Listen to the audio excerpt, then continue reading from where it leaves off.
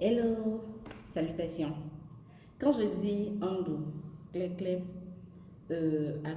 Akluyon Bangba, à quoi cela vous fait-il penser? J'imagine que vous l'avez deviné. Aujourd'hui, nous allons parler du maïs. Le maïs est la première céréale consommée au Bénin devant le riz et le sorgho.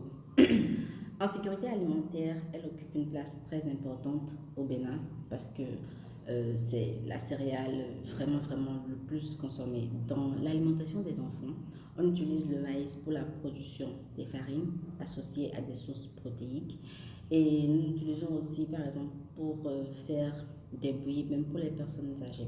Sur le plan nutritionnel, le maïs est riche en glucides. Il comporte un peu de protéines, il comporte les vitamines du complexe B, il comporte du phosphore, du fer, du zinc, du magnésium, du phosphore. Donc le maïs est quand même un aliment bien, vraiment bien sur le plan nutritionnel.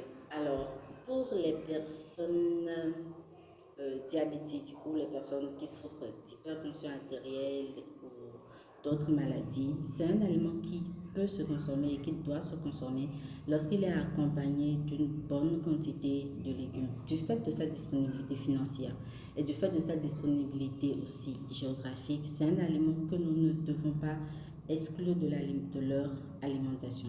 Pour ce fait, lorsque vous voulez consommer de la pâte de maïs, que vous êtes par exemple diabétique, un seul bol mesure comme ça vous suffit. Lorsque vous êtes une personne qui n'a pas de problème et qui aime bien manger la pâte de maïs, le bol que je viens de présenter, il vous suffira d'en prendre deux.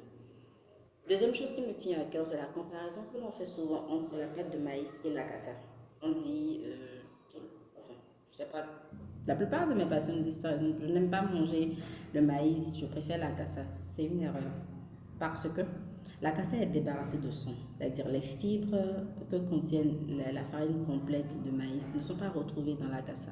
Donc la cassa, c'est vraiment de l'amidon qui peut faire élever votre glycémie, alors que le maïs, à cause des sons et des fibres, va faire élever la glycémie, mais progressivement. Ce ne sera pas des montées sévères, mais ce sera progressif lorsque la quantité est contrôlée.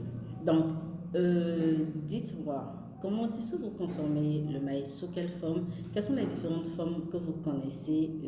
Quels sont les avantages en fonction du fait qu'on fermente le maïs? Est-ce que vous savez que lorsqu'on met en fermentation le maïs, il y a des éléments qui augmentent quand on veut faire la bouillie? Comment vous l'associez pour faire la bouillie aux enfants? Qu'est-ce que vous en savez?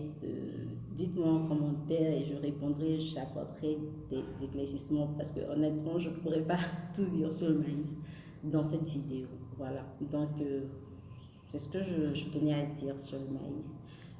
J'espère que vous avez aimé la vidéo. Si oui, merci de liker, de partager et prenez soin de vous. Bisous.